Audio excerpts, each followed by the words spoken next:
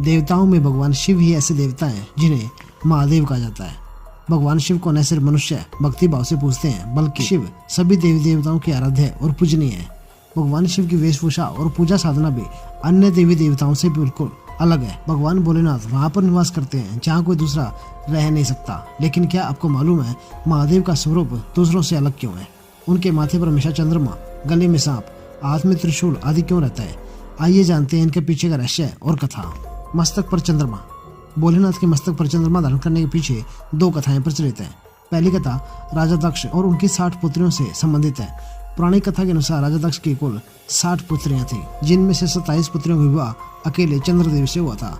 चंद्रदेव सभी 27 पुत्रों में से सबसे ज्यादा स्नेह रोहिणी से करते थे। इसी कारण से बाकी पत्नियां हमेशा उनसे नाराज रहती थी। जब यह बात राजा दक्ष को पता चली तो उन्होंने क्रोध में आकर चंद्रमा को क्षय रोग का श्राप दे दिया।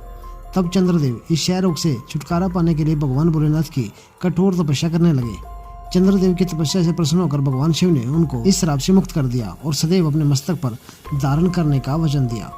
वहीं दूसरी कथा अनुसार जब समुद्र मंथन के दौरान निकले हुए विष को भगवान शिव ने अपने कंठ में धारण कर लिया, तब विष के प्रभाव से उनका शरीर जलने लगा। शरीर के ताप को कम करने के लिए भगवान भोलेनाथ ने मस्तक पर चंद्रमा को धारण कर लिया, जिसके कारण से उनके शरीर पर तापमान कम होने लगा। जटाओं में माँ गंगा को मिला स्थान। राजा भागीरथ ने अपने पूर्वजों की आत्मा की शांति के लिए माँ गंगा को प्रसन्न किया था और उनसे आग्रह किया कि वे पृथ्वी पर आकर पूर्वजों को तर्पण कर दें। माँ गंगा ने भागीरथ की तपस्या से प्रसन्न होकर उनके साथ चलने के लिए राजी हो गई, लेकिन गंगा का वेग इतना तेज था कि स्वर्ग से उतरने पर पृथ्वी उनका तीव्र वेग सहन नहीं कर सकती थी।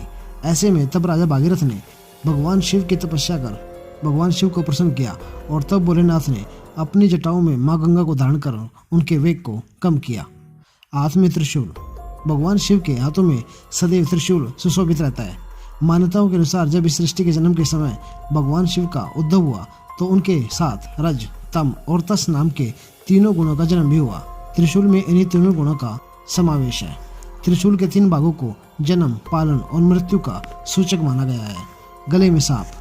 समुद्र मंथन के दौरान नागों के राजा वासुकी ने अपने आप को रस्सी की तरह इस्तेमाल होने की बात कही थी। मान्यताओं के अनुसार नागराज वासुकी भगवान शिव के परम भक्त थे। तब भगवान शिव प्रसन्न होकर उन्हें हमेशा अपने गले में धारण करने का वचन दिया था। बाघ की खाल। भगवान विष्णु के नरसिंह अवतार ने जब हिरण्यकश्यप का वध किया तब उसके बाद भी उनका क्रोध शांत नहीं हो रहा था। तब भगवान शिव ने शर्प देवता का अवतार लेकर उनको युद्ध में घायल कर दिया और अंत में शरीर का त्याग करते हुए भगवान शिव से हमेशा उनके चमड़े पर आसन के रूप में स्वीकार करने का आग्रह किया। तभी से भगवान भोलेनाथ बाघ की खाल को आसन के रूप में शरीर पर धारण करते हैं। डमरू। सृष्टि के आरंभ में जब सरस्वती उत्पन्न हुई तो वीणा के स्वर से सृष्टि में ध्वनि को जन्म दिया, लेकिन यह सुर और संगीत विहीन थी। उस समय भगवान शिव ने नृत्य करते हुए 14 बार डमरू बजाए और इस ध्वनि से व्याकरण और संगीत के छंद ताल का जन्म हुआ। इस प्रकार शिव के डमरू की उत्पत्ति हुई।